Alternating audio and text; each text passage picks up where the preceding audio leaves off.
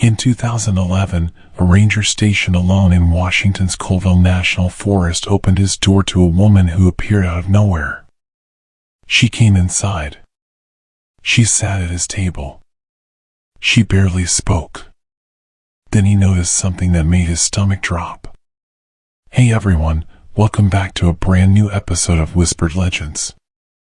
I'm your narrator, Jacob. I hope you're somewhere comfortable right now, maybe alone, maybe not. Tonight's story begins in a place that felt completely safe. Everything seemed normal. Until one small detail didn't make sense. And sometimes, that's all it takes. Let's step into the darkness. It was November 12, 2011, deep in the Colville National Forest in northeastern Washington. Snow hadn't quite begun to fall, but the sky was heavy, the clouds swollen with silence. Ethan had just arrived at his assigned outpost, a small ranger station about 20 miles north of Kettle Falls. It was isolated, with no road access in winter, and only a long, winding trail through dense pine leading in and out. He was there on a seasonal rotation for the Forest Service, responsible for weather logs, wildlife tracking, and reporting any suspicious activity. It wasn't his first time out there. He'd done winter stints before, but never this far up the ridge. The station was old but functional.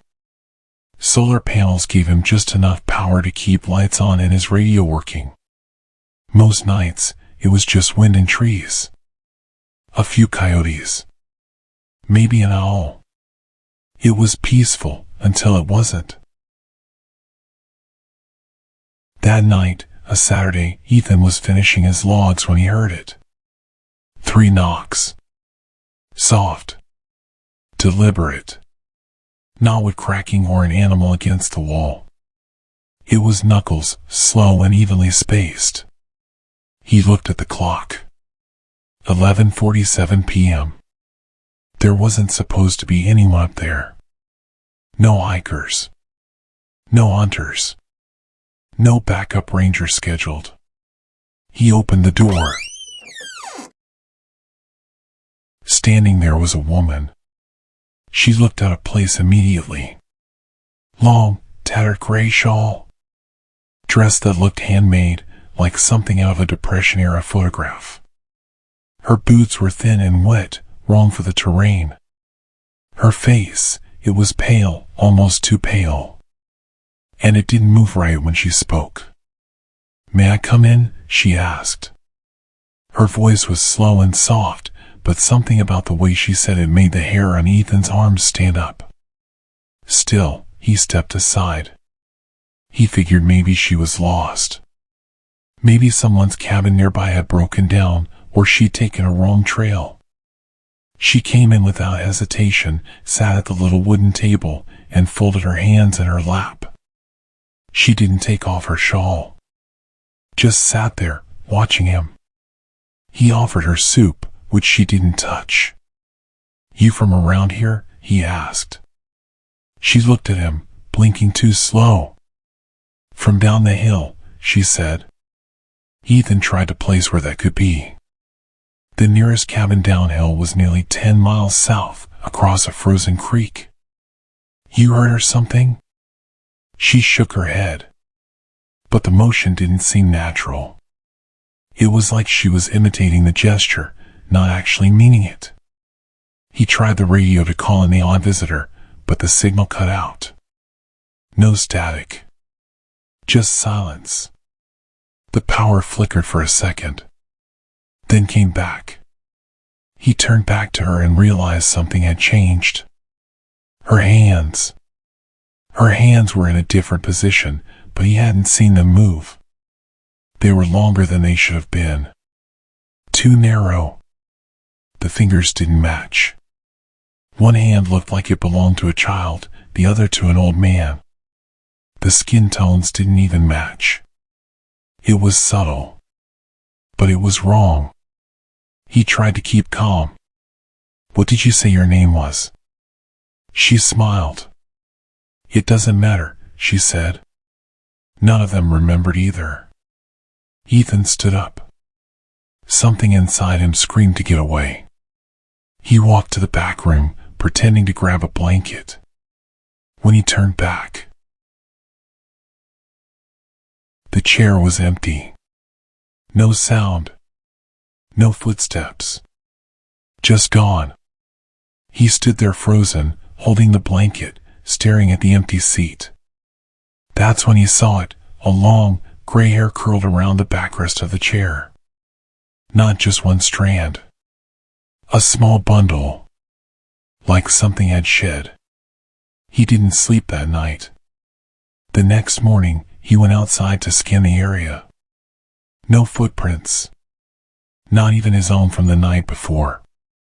As if the snow had swallowed everything up. But something was off in the trees. The air felt heavier. Like it had weight. He spotted her again 3 nights later. Far off near the tree line, standing just outside the circle of light from his lantern. Same gray shawl. Same pale skin. But her face had changed. Her mouth was wider. The eyes were closer together. Her smile, it was upside down. Not metaphorically. Her lips curled the wrong way. Like the face didn't fit the skull underneath. He didn't chase her. He didn't move. She vanished behind a pine. For the next few days, strange things started happening. Ethan would wake up to see his radio turn on, playing static. Footprints circled the cabin, only visible in the frost. His logs were rearranged. The woman never knocked again, but every night, around 11:45, he'd feel a presence outside the cabin. Watching. One morning, he found something on his windowsill, a small piece of stitched fabric. Human skin. At least, it looked like it. Threaded together at the edge. He called into headquarters and requested an early pullout. They denied it, weather too bad. He was stuck for another 6 days. On the final night, the door creaked open at exactly midnight. He locked it with both the deadbolt and the crossbar, but it still opened. Slowly. No wind. No footsteps. She walked in again. But this time, she wasn't pretending to be human. Her face was sliding, literally sliding, features drooping down like wet clay. One of her eyes blinked horizontally. The other blinked normally. Her mouth hung open. Ethan backed up. She stepped forward. Her hands stretched, fingers growing longer with each step. Her voice was still soft when she spoke. "You kept my face too long." He screamed. Not in fear, but in something else, confusion, desperation. He threw the oil lamp at her, and it shattered against her shawl. And for a moment, he saw what was underneath. No face. No eyes. Just a pulsing white membrane, like stretched milk skin over muscle. It hissed like steam. And then, she was gone. The fire from the oil lamp burned for hours.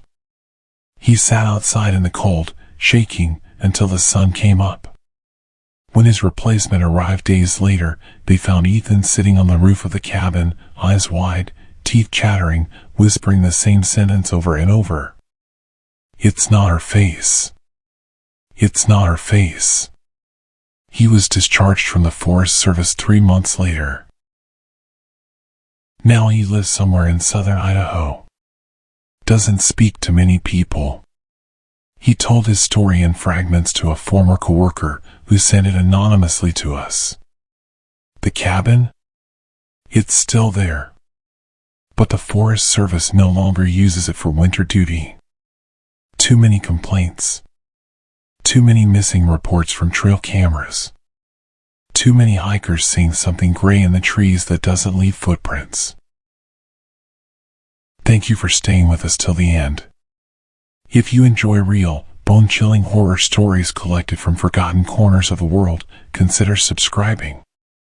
You never know which story might be true, or which one might be about a place near you. See you next time.